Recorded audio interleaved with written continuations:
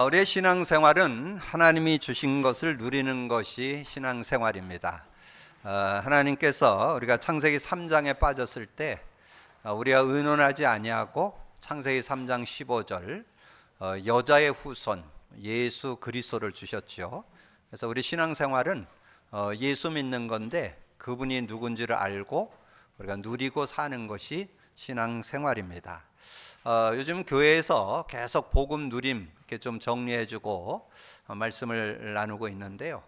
지난주 이 아브라함에 대해서 좀 정리해드렸고, 특별히 수요 메시지를 통해서 다시 한번 아브라함과 또 신약에서 베드로를 이렇게 설명을 드렸는데, 정말 우리가 믿으면 들음에서 난다는 로마서 10장 17절에 나오죠. 믿음은 들음에서 나며 들음은 그리스도의 말씀으로 말미암느니라. 정말 구약의 그 아브라함의 생애, 베드로의 생애, 그 삶을 이렇게 보면서 하나님께서 뭐를 교훈하려고 그거를 그렇게 가르쳐줬나. 제가 수없이 아브라함 얘기하고 수없이 베드로 얘기했는데 정말 더디긴 더디는 거예요. 인제 깨달아져요. 인제. 정말 복음을 한 5년 누리니까 하나님께서 왜 아브라함을 그 24년이나 그렇게 이끌고 가면서 그 메시아의 의미, 그리스도의 의미를 알도록 그렇게 했는가.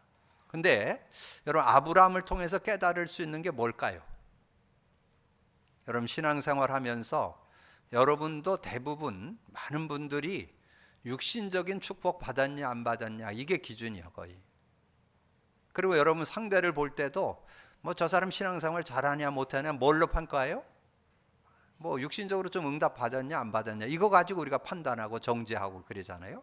근데 하나님은 육신 그거 축복은 뭐 당연지사고 그 너머에 있는 눈에 보이지 않는 영적인 거, 정신적인 거 모든 것 속에 하나님의 은혜가 들어있다는 것을 아브라함을 통해서 저는 깨우쳐 줬다는 거죠. 근데 많은 분들이 여러분 설교자들 얘기 들어보면 아브라함 얘기할 때 어디 강조했느냐? 창세기 14장 강조해요. 아브라함이 복을 받았다. 가병 318명을 거느렸다. 소돔과 연합군과 싸워서 이겼다. 하나님 앞에 11조 드렸다. 뭐 전리품 주는데 안 받아왔다. 대단하지 않냐? 굉장한 신앙인 아니냐? 그렇게 설교하는 분들이 대부분이요. 근데 그건 기초예요, 기초. 그거는 누구나 복음 안에 있는 사람 받는 축복이고 진짜 응답은 그 다음이에요. 그래서 하나님께서 아브라함에게 정말 소돔과 고모라 멸망하는 거 왜 멸망하는지 아냐? 그거를 내가 아브라함에게 숨기겠냐? 그러면서 그걸 알려주는 그런 내용들. 그게 창세기 18장에 나오잖아요. 18장 17절에 나오죠. 그리고 22장에 아브라함이 전혀 하나님의 그 시험에 조금도 저거 없이 이렇게 무사히 통과하는 그 이삭이 묻잖아요. 나무도 있고 풀도 있고 칼도 있는데 제사 드릴 제물은 어디 있습니다. 어디 있습니까? 그러니까 하나님이 식성이 바뀌었는지 너를 바치래 이랬으면 아마 주랭난 났을 텐데 그때 그런 얘기 안 하고 그 22장 8절에 보면 하나님이 친히 준비하셨다. 그 정도가 아니죠. 어느 정도 이 아브라함의 신앙이 분명했느냐 하면 그 이삭을 갖다가 이렇게 나무를 이렇게 쌓아놓고 거기다가 이삭을 결박해서 묶어서 올려놓고 칼로 찌르라는데 머뭇머뭇한 게 아니라니까요. 그냥 찌르려고 확 달겨 들었는데 천사가 막았죠. 그래서 그 얘기를 나중에 신앙 고백으로 히브리서 11장 19절에 나와요. 내가 실수해갖고 이삭을 죽였을지라도 죽은 자 가운데 살려줄 걸 믿었다 이렇게 나와요. 여러분 그런 신앙. 그래서 복음 누림이라고 계속 강조하는 거는 여러분 육신적이고 세상적인 거에 머무르지 말고 우리는 하나님이 주시는 그 너머에 눈에 보이는 거 안 보이는 모든 것 속에 하나님 응답을 받기를 여러분 그런 축복 속에 들어가기를 주님의 이름으로 축복합니다. 그러면서 여러분 베드로를 통해서 준 건 뭘까요? 뭐 인간의 어떤 그런 연약한 모습을 베드로가 다 보여줬는데 저는 거기서 뭐가 깨달아지느냐 하면 요즘은 좀 그렇지는 않아요. 예전에는 막 뭐 이제 신앙생활하면 막 신비 체험. 제가 좀 코로나 때문에 밖을 못 나가고 제일 많이 좀 이렇게 컴퓨터를 통해서 본 것이 뭐냐면 SBS 새롭게 하소서, 내가 매일 기쁘게. 제가 그거를 좀 이렇게, 왜냐면 그 신앙인들의 현장을 봐야 되니까 그분들이 어떻게 은혜를 누렸는가 이렇게 보기 위해서 했는데 대부분 그거예요. 하나님께서 환상 중에 뭘 황한 빛이 비치는데 거기에서 흰옷이 나오더니 뭐 거기에 이렇게 소리가 들렸는데 뭐 나는 너를 사랑한다 뭐 이런 음성을 들어가지고 그때부터 자기가 신앙생활을 잘했다. 제가 거의 99%그 신비 체험 그걸 주로 얘기해. 근데 그게 틀린 거 아니에요. 하나님을 뭐 만나는데 특별한 그런 신비 체험을 가지고 할 수 있어요. 근데 그게 다가 아니라는 거. 그거 어디서 보여줬느냐? 근데 마침 지난주에 어떤 분이 저한테 어떤 목사님이 자기를 당신이 이러이러 할 거라고 얘기했다면서 얘기를 하더라는 거예요. 근데 자기는 그걸 듣고 기분이 좋아야 되는데 굉장히 기분 나빴다 그러면서 나한테 상담을 해왔어요. 그래서 제가 볼 때는 아마 그 목사님이 내가 볼 때 다른 건 모르겠고 복음은 못 누리는 분 같다. 그러니까 상대가 보여주는 거 그 사람이 얘기하고 그 사람이 기분 나쁘게 했다. 그건 덕이 세우는 거 아니에요. 그걸 그 사람에게 보여줬다는 것은 그 사람 놓고 기도하라고. 그거잖아요. 그죠? 근데 그걸 가지고 말해줘서 그 상대가 부담돼갖고 너무 신경이 쓰여갖고 저한테 상담을 해올 정도가 됐다면 그걸 내가 불건전 신비라고. 신비가 다가 아니라 그거 어디 보여줬는지 아세요? 마태복음 17장에서 보여줬어요. 예수님께서 제자들을 데리고 산으로 올라갔잖아요. 17장 1절 2절에 엿새 후에 예수께서 베드로와 야고보와 그 형제 요한을 데리시고 따로 높은 산에 올라가셨더니 그들 앞에서 변형되사 그 얼굴이 해같이 빛나며 옷이 빛과 같이 희어졌더라. 굉장히 신비한 체험을 했죠. 이 빛이 비치면서 얼굴이 바뀌어지고 옷 색깔이 빛나게 되는 그런 모습. 그러면서 거기에 모세 엘리야가 나타나요. 그때 모세와 엘리야가 예수와 더불어 말하는 것을, 완전 환상이죠. 먼저 죽은 모세가 거기에 나타났으니까, 엘리야가 나타났으니까 환상을 본 거잖아요. 자, 이런 모습들. 자, 그러면서 거기에 또 음성도 들려요. 5절에 말할 때 호련히 빛난 구름이 그들을 덮으며 구름 속에서 소리가 나서 이르되 내 사랑하는 아들이요 내 기뻐하는 자니 너희는 그의 말을 들으라 하신지라. 이 음성까지 들렸어. 소리도 들린다니까. 뭐 음성도 뭐 빛 속에서 소리가 나는 거예요. 그런 체험, 그게 주관적 체험이에요. 그게 틀렸다가 아니에요. 근데 여기서 주는 포인트는 그런 어떤 신비적인 체험도 중요하지만 예수가 남아야 된다. 그리스도가 남아야 된다. 그 얘기예요, 지금. 저는 그게 깨달아지는 거예요. 근데 요즘은 그렇게 뭐 신비처럼, 옛날에는 막 예언, 통변 막 그래갖고 뭐 물어보러 가고 막 그랬잖아요. 뭐 누가 기도를 많이 해갖고 뭐 본대더라, 뭐 너가 안 되더라, 뭐 이래서 찾아오는데 요즘은 그런 거 별로 없어요. 근데 저는 그 시대에 저도 살았기 때문에 뭐 제가 전에 얘기했잖아요. 한알산, 오살리, 믿음 기도원, 뭐 기동 끼고 살았다고. 근데 제가 자라나는 그 시대에는 그런 사람들이 아주 널렸어요. 누가 기도를 많이 해서 뭐 뭘 봤대더라, 뭘 예언을 한대더라, 뭐 이래갖고. 근데 요즘은 별로 없는데 개 중에 아직도 그런 분이 있는 것 같아요. 근데 하나님은 이런 시대에 우리가 복음 제대로 알으라고. 그래서 거기 8절에 나오잖아요. 제자들이 눈을 들고 보매 오직 예수 외에는 아무도 보이지 아니하더라. 뭐만 남아야 되냐? 예수 남으라고. 여러분, 체험을 해도 중요하지만 체험이 다가 아니고 예수가 남고 그리스도가 남으라고. 그리스도 누리시기를 주님으로 축복합니다.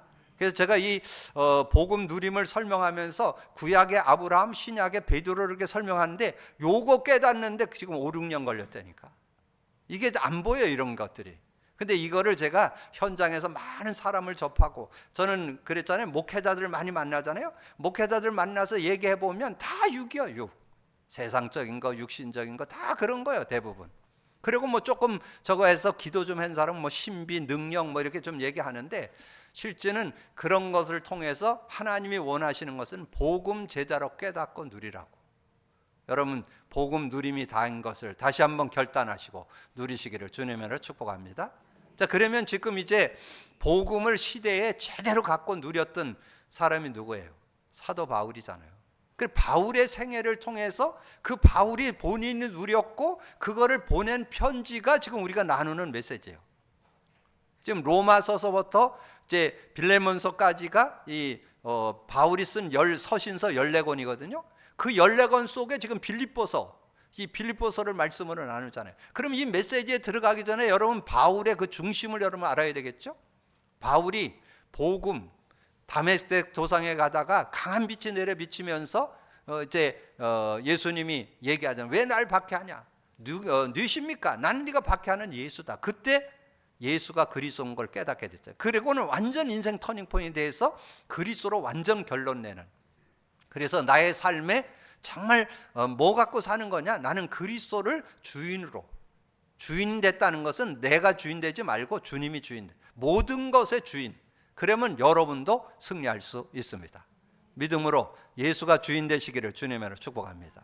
그래서 갈라디아 2장 20절은 그냥 여러분이 그냥 뭐 앵무새처럼 외운다고 하는 게 아니라 그 의미가 내 것 돼야 돼요. 내가 그리스도와 함께 십자가에 못 박혔나니, 십자가에 못 박혀서 나의 모든 정과 욕심, 뭐 가지고 있는 생각, 기준 다 못 박아버리고 오직 내 안에 그리스도께서 사시는 것이라. 이제 내가 육체 가운데 사는 것은 나를 위하여 자기 목숨을 버리신 하나님의 아들을 믿는 믿음 안에서 사는 것이라. 그렇게 말씀을 드릴 수 있고, 특별히 그 빌립보서 3장에 가보면 그 사도 바울의 인생을 놓고 이 복음을 깨달은 걸 설명을 하잖아요. 이 사도 바울이 어떤 사람이었어요? 정말 그 시대에 최고의 학부, 가말리엘 문화생이라는데 최고의 학부를 나왔고, 그때 종교 생활도 그 유대교를 섬기는데 아주 열심당원으로 믿고 아주 그랬던 사람이었고, 그리고 이 왕가의 가문이요. 베냐민 지파라는 말은 초대 왕 사울 왕이 베냐민 지파에서 세워졌습니다. 그러니까 왕가의 가문이잖아요. 그리고 여러분 얘기했던데 로마 시민권 가지고 있었잖아요. 그런데 세상 그 모든 지혜와 배경, 권세 이거 다 해로 여긴다. 그렇게. 왜냐하면 가치 발견, 그리스도를 발견했기 때문에. 그래서 여러분이 아까 제가 묵상했을 때 낭송했던 그 빌립보서 3장 7절에서 9절 내용입니다. 여러분 그 내용을 여러분 많이 읽어보면서, 그러면서 그 안에서 정말 교회, 최고 교회, 최고 배경, 최고 상급, 최고 권세를 누렸다고 그렇게 설명했잖아요. 그래서 그 중심 가지고 저는 저와 여러분이, 그래서 모든 것 위에 최고의 지식이고 최고가 그리스도가 되어지는 그런 중심이 돼야 저는 성공 인생 될 수 있다. 저는 그렇게 봅니다. 그래서 굉장히 성공했던 바울을 통해서 주신 메시지잖아요. 자, 3장 7절에서 9절을 제가 읽어드립니다. 그러나 무엇이든지 내가 유익하던 것을 내가 그리스도를 위하여 다 해로 여길 뿐더러 또한 모든 것을 해로 여김은 내가 내 주 그리스도 예수를 아는 지식이 가장 고상하기 때문, 최고 지식, 가장 고상하기 때문이라. 내가 그를 위하여 모든 것을 잃어버리고 배설물로 여김은 그리스도를 얻고 그 안에서 발견되려 함이니. 그래서 저는 사도 바울의 최고의 복음 누린 사람이었다. 그래서 복음을 누리고 설명한 것이 서신서입니다. 그러니까 서신서를 통해서 복음 누리지 않고 서신서를 보면 지식화됩니다. 근데 복음을 누리면서 서신서를 보면 이 말씀이 그냥 살아 역동하는 실제 말씀. 그래서 제가 요즘에 그런 메시지를 나누면서 그 본문 그대로를 기록을 해서 좀 설명을 하잖아요. 왜냐하면 바울의 그 가슴을 느끼라고. 바울이 그 복음 누림 속에서 그 현장에 로마 교회, 갈라디아 교회, 고린도 교회에 썼던 그 편지를, 그 중심을 우리가 알고 누리라고. 그래서 가능하면 본문 내용을 그대로 좀 인용하면서 말씀을 나누잖아요. 그래서 그 응답을, 그래서 이러므로 9절에 그 안에서 발견되려 함이니 내가 가진 의는 율법에서 난 것이 아니요 오직 그리스도를 믿음으로 말미암은 것이니 곧 믿음으로 하나님께로부터 난 의라. 그래서 여러분이 지금 우리가 빌립보서 말씀을 나누는데 그 말씀에 들어가기 전에 뭔가 이 바울의 가슴, 바울이 정말 올바른 복음 깨닫고 복음을 누렸던 사람, 그 중심을 가지고 말씀을 나누는. 그래서 갈라디아 2장 20절, 빌립보서 3장 7절에서 9절 요 언약을 여러분 정리하시면서 오늘 메시지를 나눈다면, 그때 이제 여러분 그리스도 예수의 마음을 품은 자, 누가 그 마음을 품었어요? 바울이 그 마음을 품고 인도받았잖아요. 그럼 그 마음을 품고 인도받은 사람의 그 중심을 우리가 읽어볼 수 있죠. 근데 그 마음을 품게 된 게 언제예요? 사도행전 9장에서. 사도행전 9장에서 그 축복을 누리게 됐잖아요. 그래서 사도행전 9장 5절을 드렸죠. 대답하여 주여 누구시니까? 일세 나는 내가 박해하는 예수라. 정말 그 예수 믿는 자를 감옥에 가두고 스데반 돌에 맞아 죽을 때 거기에 증인으로 섰던 사람이 바울입니다. 그랬던 사람이 지금 이제 예수님이 부활하셔서 만나 주시니까 그 예수 당신이 바로 그리스도 맞구나. 거기서 결단을 하게 되는 그런 모습. 그러면서 사명까지 주죠.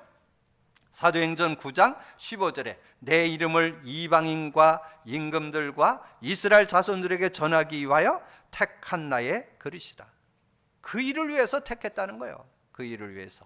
이방인들, 임금들, 이스라엘 자손들에게 이것을 전하기 위해서 택한 나의 그릇이라고 그렇게 말씀해 주잖아요. 그래서 그런 믿음을 갖고 인도받을 때 어떻게 즉시로 그거를 자기가 담난 것을 즉시로 가서 증거하는 그 내용이 9장 20절에서 22절이죠.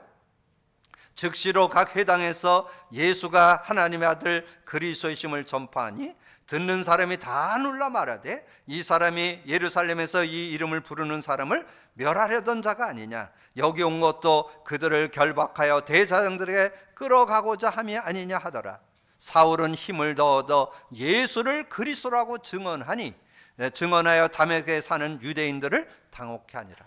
정말 여러분이 당당하게 그리스도 증인되기를 주님으로 축복합니다. 그때 그리스도로 담난 사람이 그리스도 예수의 마음을 품게 된다는 거죠.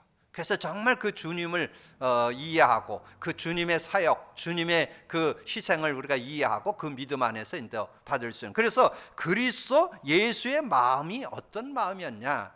예수 그리스도의 마음을 가질 때 오늘 읽은 이 1절에서 4절의 그 삶이 될 수 있다는 거예요. 그게 결론이에요, 결론. 여러분 그리스도의 마음을 품으면 이런 삶이 된다는 거예요.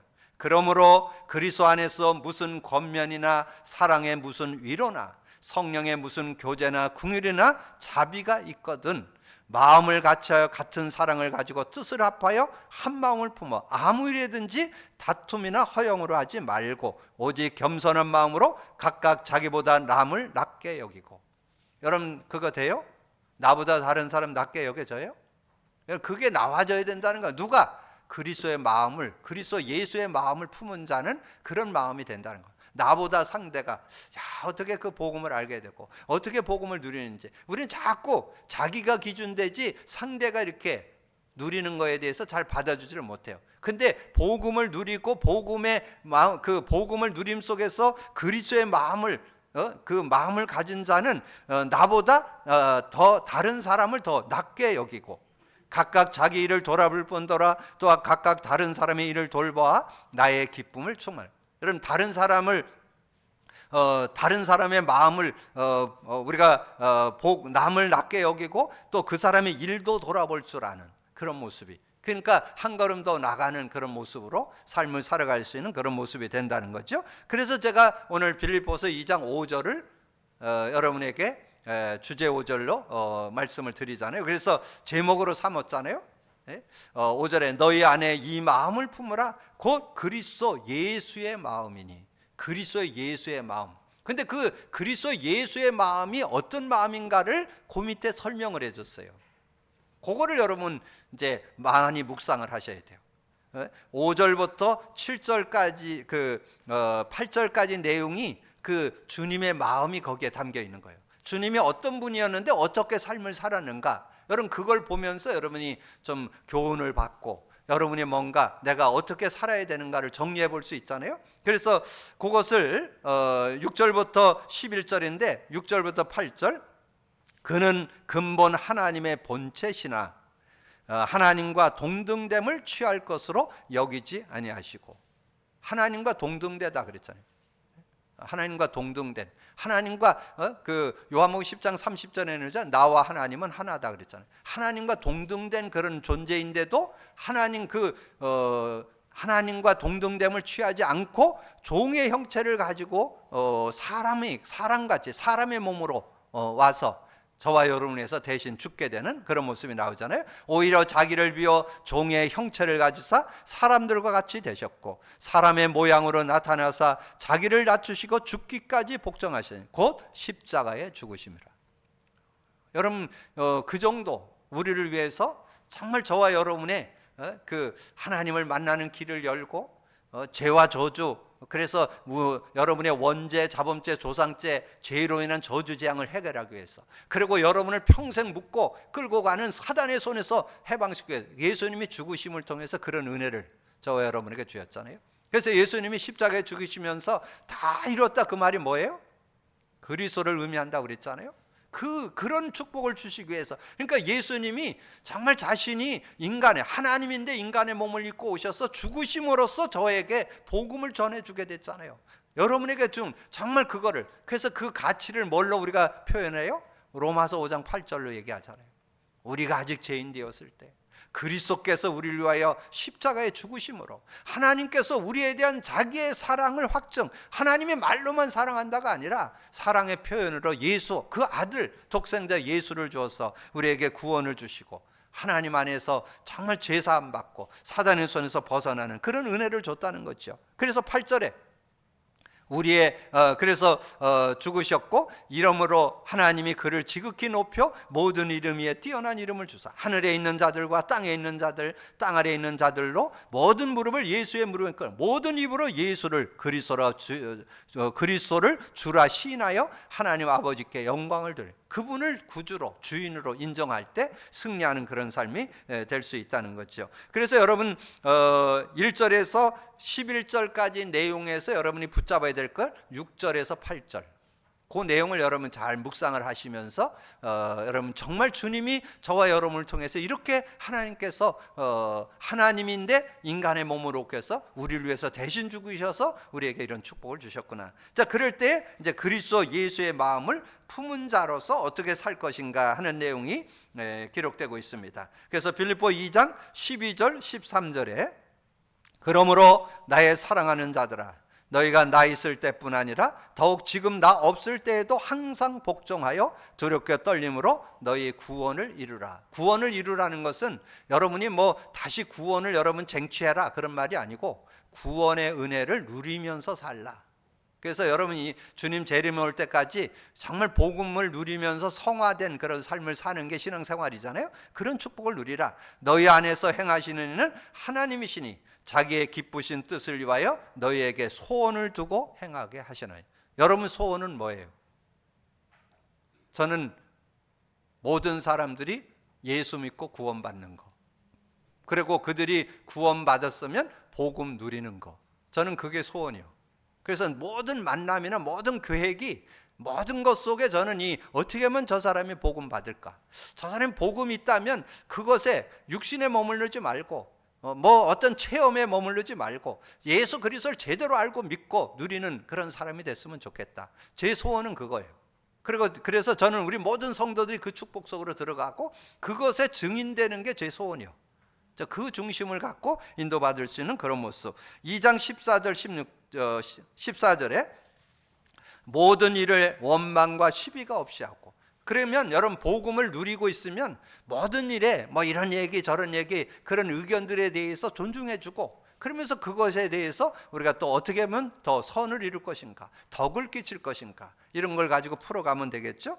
그러면서 15절 이는 너희가 흠이 없고 순전하여 어그려지고 거스르는 세대 가운데서 하나님의 흠 없는 자녀로 세상에서 그들 가운데 빛들로 나타내며 생명의 말씀을 밝혀 나의 다름질이 헛되지 아니하고 수고도 헛되지 아니하므로 그리스도의 날에 내가 자랑할 것이 있게 하려 함이라. 그래서 16절 생명의 말씀을 밝혀 나의 다름질이 헛되지 아니하고 수고도 헛되지 아니하므로 그리스도의 날에 내가 자랑할 것이 있게 하려 함이라. 그들이 복음 받고 복음 누리는 것이 소원이라는 거죠. 이 사도 바울의 중심 속에는 늘 그게 소원이 되어서 인도받는 그런 삶이었던 것을 우리에게 말씀해 주죠. 그러면서 17, 18절 만일 너희 믿음의 재물과 섬김 위에 내가 나를 전제로 드릴지라도 나는 기뻐하고 너희 무리와 함께 기뻐한다. 거기에 너희 믿음의 재물, 그 말이 뭘까요? 헌금을 얘기해요. 헌금. 이 믿음의 제물, 하나님 앞에 예물을 드렸는데 그걸 가지고 사도 바울은 어떤 중심을 가지고 했냐? 그걸 가지고 자기가 생명을 걸고 복음을 전하고 복음 전하는 일 위해서 내가 생명을 드린다. 이런 중심을 갖고 인도받았다는 거죠. 그래서 여기에서 믿음의 제물을 그릴 때 우리가 여러분이 하나님 앞에 헌금 드릴 때 믿음으로 드려야 된다는 거. 그래서 여러분 오늘 헌금에 대해서 한번 점검해 보세요. 나는 정말 하나님 앞에 헌금을 드리고 있는지. 근데 이 빌립보 교회가 하나님 앞에 처음 사도 바울이 처음 사역을 나갔을 때 거기에 헌금으로 후원해 준 사람이 빌립보 교회예요. 그리고 어려울 때마다 그 사도 바울의 배경이 되어서 헌금을 해줘서 마음껏 사역할 수 있도록 돕는 그런 일을 했던, 그래서 그거를 지금 이 빌립보 교회를 생각하면서 쓴 편지가 빌립보서잖아요.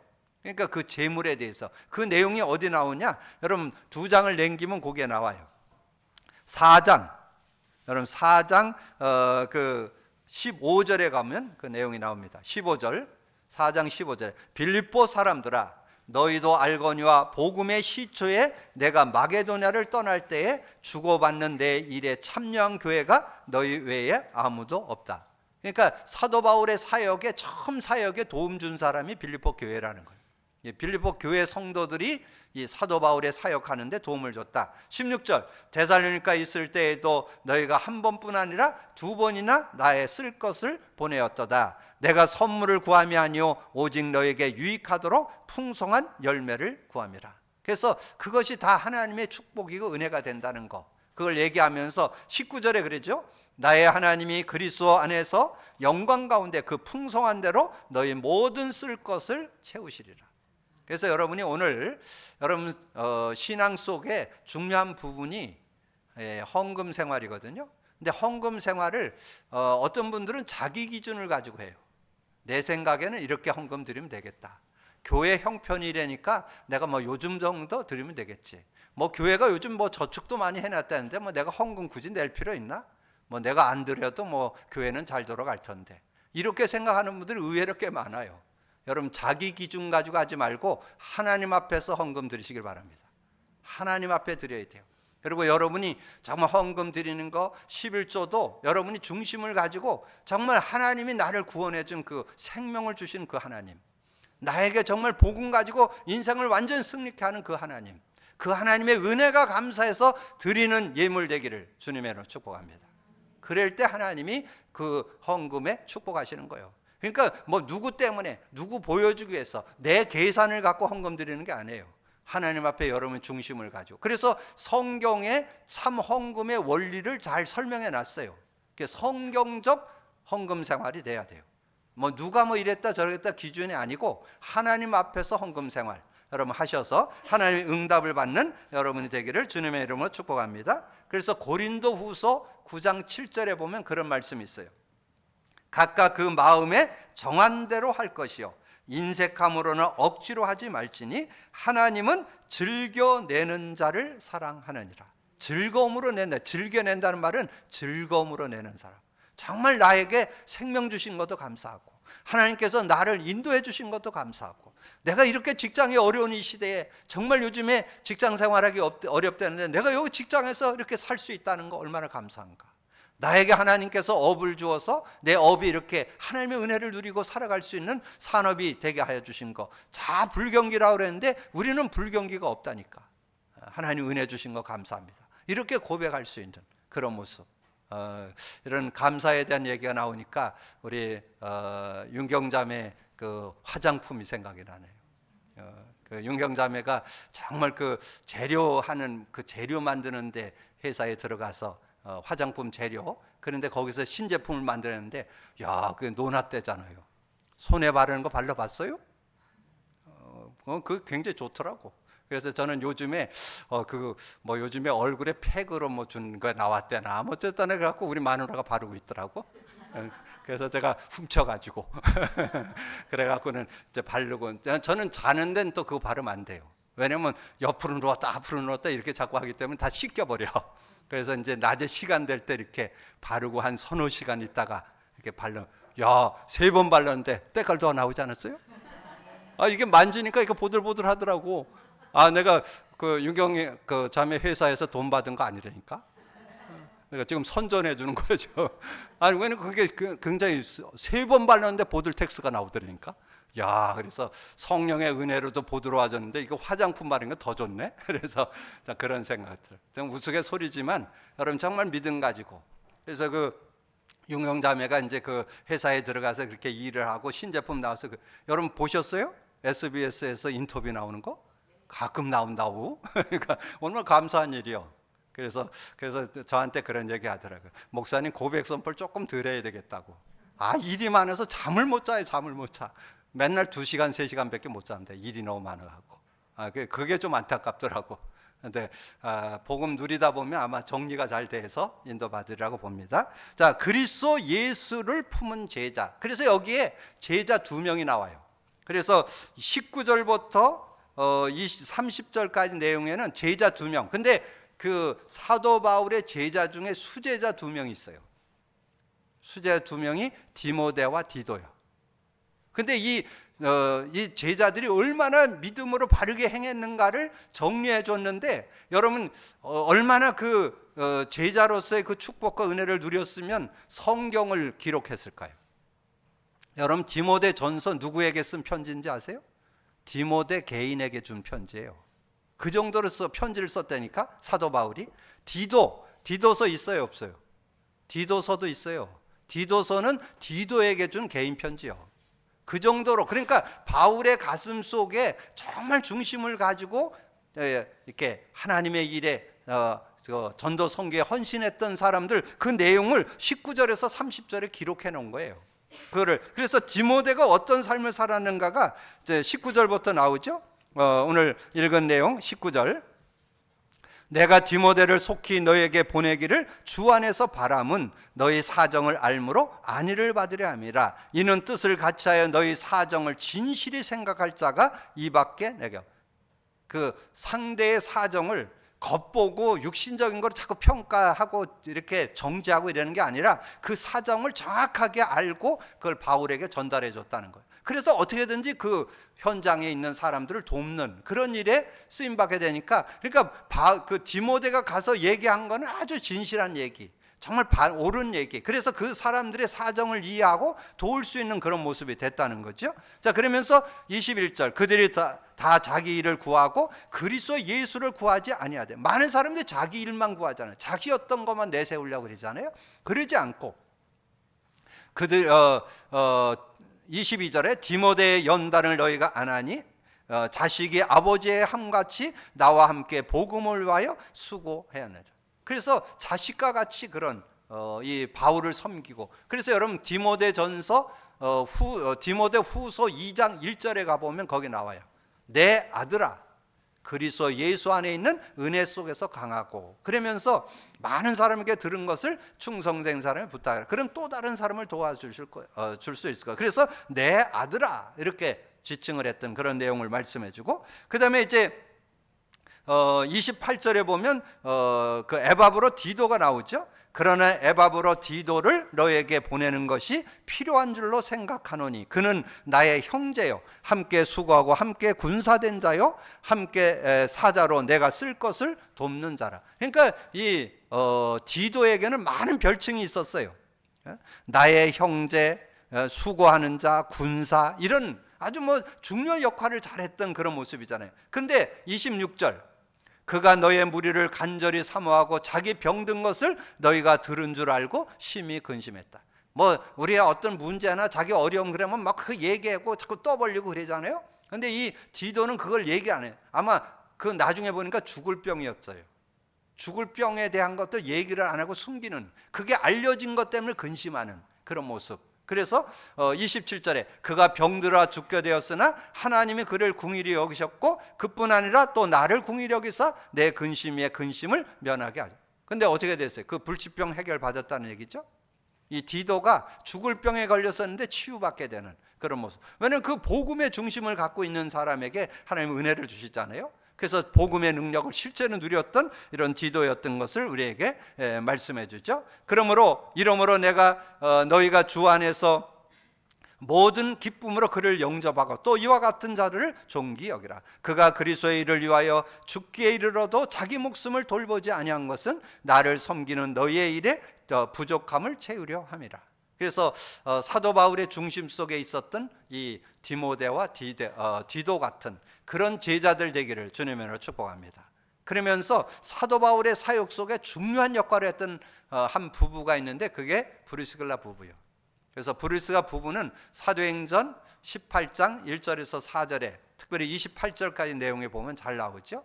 그들이 사도 바울과 만나가지고 사역을 함에 있어서 정말 자신의 삶도 아주 복음 안에 살아서 18장 24절에서 28절에 보면 그 아볼로라고 하는 그 젊은 목회자가 복음은 성경은 들고 있는데 복음을 잘 몰라. 그래서 복음을 제대로 깨닫고 돕고 그리고 사도 바울과 팀 사역하고 같이 팀을 이루어서 사역 현장도 함께 가고 그리고 나중에 보면 고린도전서 16장 19절에 보면 브리스길라와 그 집에 있는 교회 자기 집을 교회로 말씀 운동하는 장으로 그렇게 쓰임 받았던 그런 모습을 보고 그리고 이 브리스길라 부부가 이 사도 바울과 아시아와 마게도냐와 로마까지 복음하는데 같이 협력했던 그래서 로마서 16장에 그 내용이 나오죠. 로마서 16장 3절 4절에 너희는 그리스도 예수 안에서 나의 동력자들인 브르스가와 아굴라에게 문안하라. 그들은 내 목숨을 위하여 자기들의 목까지 내놓았으니